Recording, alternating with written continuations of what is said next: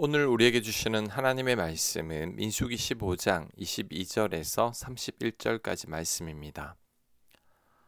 너희가 그릇 범죄하여 여호와가 모세에게 말씀하신 이 모든 명령을 지키지 못하되 곧 여호와께서 모세를 통하여 너희에게 명령한 모든 것을 여호와께서 명령한 날 이후부터 너희 대대에 지키지 못하여 회중이 부지 중에 범죄하였거든 온 회중은 숫송아지 한 마리를 여호와께 향기로운 화제로 드리고 규례대로 소제와 전제를 드리고 순염소 한 마리를 속죄제로 드릴 것이라.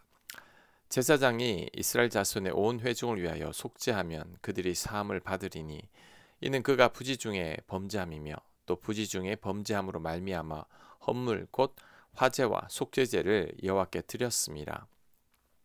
이스라엘 자손의 온 회중과 그들 중에 거류하는 타국인도 사함을 받을 것은 온 백성이 부지 중에 범죄하였음이니라. 아멘. 오늘 본문은 공동체가 모르고 죄를 범했을 때 어떻게 해야 하는지에 대해서 설명하고 있습니다. 먼저 수송아지 한 마리를 화목제로 드리고 또한 규례대로 소제와 전제를 드리고 순염소 한 마리를 속죄제로 드려야 합니다. 고의가 아닌 실수로 죄를 범했는데도 회개하고 죄를 용서받기 위한 제사를 드려야 합니까? 라고 물을 수 있지만 성경은 분명히 그 죄에 대해서도 속죄하라고 말합니다. 왜 그럴까요? 고의가 아닌 죄라도 간과하게 되면 그 죄에 무감각해집니다. 2차 대전 때 독일이 지은 죄가 있습니다. 수많은 사람을 죽였죠. 유대인만 600만 명 학살했습니다. 600만 명이면 대구와 대전의 인구를 합친 정도입니다. 그 인구를 다 죽인 겁니다. 그런데도 교회는 오히려 히틀러를 지지했습니다. 물론 모르고 한 일일 겁니다. 하지만 이에 대해서 교회는 회개를 해야 합니다. 그 많은 사람을 죽인 죄를 회개해야 합니다. 600만이라는 무관 생명을 죽인 일에 회개해야 합니다. 그렇지 않으면 자신들을 정당화할 수 있습니다. 앞으로도 그런 실수를 또 반복할 수 있죠. 또한 반복하고도 잘못을 뉘우치지 않을 수 있습니다. 일본이 그 좋은 예이죠. 독일은 지금도 자신들의 과거를 돌아보며 철저히 반성하고 있습니다. 아우슈비츠 수용소를 없애지 않고 모든 독일인들이 그곳을 돌아보며 반성하고 있습니다. 아우슈비츠 수용소 현장이 세계문화유산으로 등록되어 있는 것을 아십니까? 어떻게 보면 독일인들에게는 부끄러운 과거이지만 그곳을 문화유산으로 보존하고 있는 겁니다. 이런 반성이 있어야지 다시 같은 죄를 반복하지 않을 수 있습니다. 후손들이 아우슈비츠 수용소를 돌아보며 어떤 반응을 일으키겠습니까? 우리 조상들이 이런 끔찍한 범죄를 저질렀구나 깨닫게 되고 반성하게 되는 겁니다. 프놈펜에도 킬링필드 박물관이 있습니다. 그곳을 돌아보는데 얼마나 인간이 잔인한지를 알 수 있었습니다. 그 현장을 보는 것만으로도 인간의 소중함을 다시 한번 상기시킬 수 있었습니다. 하지만 일본은 어떻습니까? 그들의 죄를 자꾸 감추려고 합니다. 자신들의 죄를 인정하지 않으려고 합니다. 위안부가 강제 진용된 것이 아니라 돈을 벌기 위한 목적으로 자발적으로 참여했다고 합니다. 공동체의 죄를 숨기려는 거죠. 이렇게 되면 다시 같은 죄를 반복할 수 있습니다. 후손들이 죄에 대한 교훈을 얻지 못하게 되죠. 더 큰 실수나 죄를 지을 수 있는 겁니다. 또한 피해자의 아픈 마음을 달래줘야 합니다. 공동체의 실수나 부지 중에 범한 죄라도 그로 인한 피해자가 있을 겁니다. 그들은 큰 상처를 지닌 채 살아가고 있습니다. 그들의 마음을 위로해 줘야 합니다. 그렇지 않으면 상처가 아물지 않고 대물림 되게 됩니다. 위안부 할머니들을 보면 알 수 있죠. 일본이 자신들의 잘못이라도 철저히 시인하고 사과를 하면 할머니들의 아픔과 상처가 위로를 받을 수 있습니다. 평생을 죄인 취급당한 분들이었죠. 억울한 오해도 많이 받았습니다.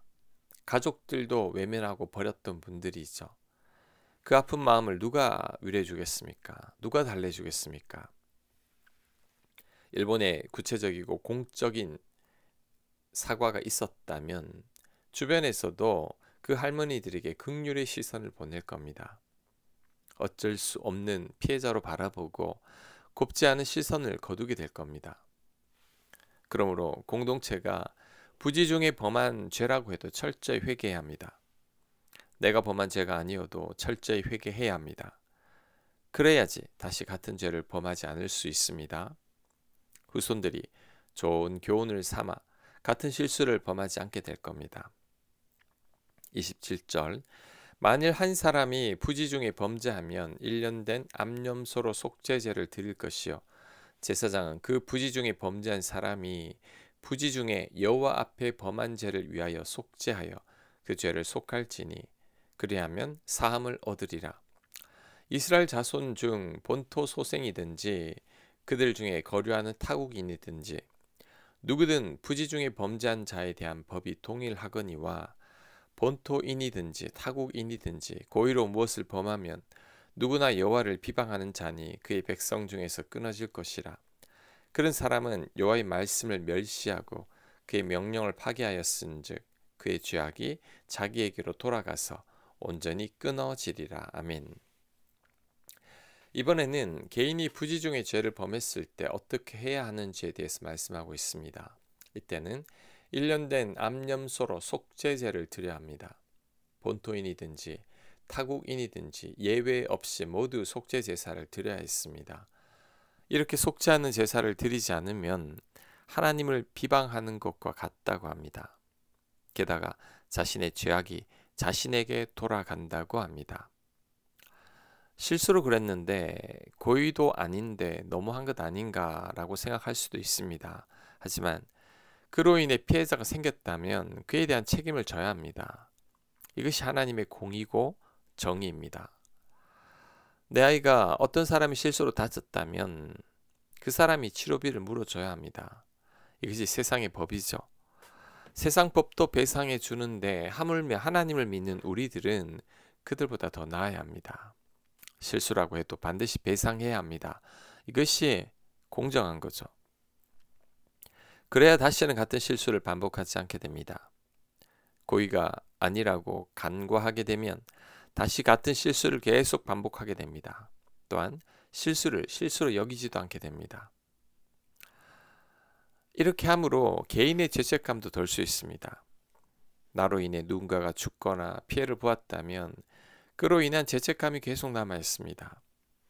이 부분을 해결하지 않으면 가해자도 또 다른 피해자가 됩니다. 몇 년 전에 영국에서 트럭 운전사가 운전하며 스마트폰을 보다가 앞에 차를 추돌했습니다. 그 차에 일가족 4명이 그 자리에서 다 죽고 말았습니다. 운전자에게 징역 15년이 선고됐습니다. 실수인데 너무 과한 것 아닌가라고 생각할 수 있겠지만 실수라고 해도 그로 인한 피해가 너무 크므로 15년형이 선고되었다고 합니다. 무거운 중형이 선고된 거죠.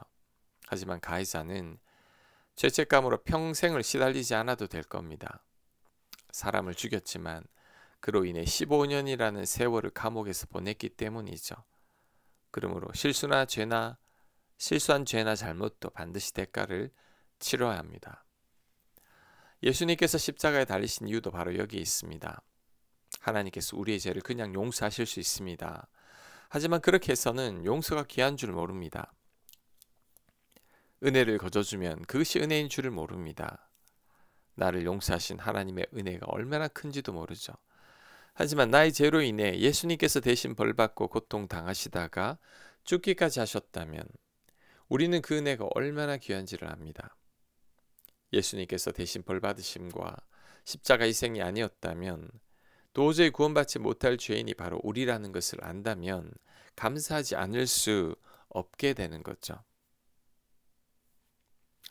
그래서 예수님께서 십자가에 달려 죽으신 겁니다. 우리에게 거저받은 은혜가 아님을 알려주시는 거죠.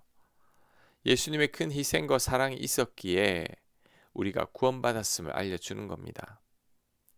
나 때문에 예수님께서 그 고통을 당하셨다는 것을 깨닫게 해주는 거죠. 이 사실을 안다면, 예수님의 십자가 희생을 안다면 우리는 더 이상 쉽게 죄를 지을 수 없습니다. 내 죄에 대한 대가를 예수님께서 치르셨음을 알기 때문이죠. 또한 감사하지 않을 수 없습니다. 예수님이 아니었다면 도저히 구원받을 수 없는 죄인이 바로 우리들이기 때문이죠. 십자가 은혜를 깊이 알길 원합니다. 십자가 사랑의 깊이와 높이와 넓이를 절실히 깨닫길 원합니다. 그래서 늘 감격과 감사로 살길 원합니다. 나 때문에 예수님께서 십자가에 못 박히셨음을 알아야 합니다. 그 사랑만 제대로 알아도 더 이상 과거처럼 그렇게 쉽게 죄를 지을 수 없을 겁니다. 은혜와 사랑에 눈을 떴기 때문이죠. 우리 모두가 그 사랑과 은혜를 더 깊이 알게 되길 원합니다. 아멘. 하나님, 나의 죄를 용서하기 위해, 나의 죄값을 치르기 위해 예수님께서 십자가 달리심을 깨닫게 하시고 그 사랑이 얼마나 큰지를 알아 늘 감사와 감격으로 살아가는 저희가 되게 하여 주시옵소서. 예수님 이름으로 기도합니다. 아멘.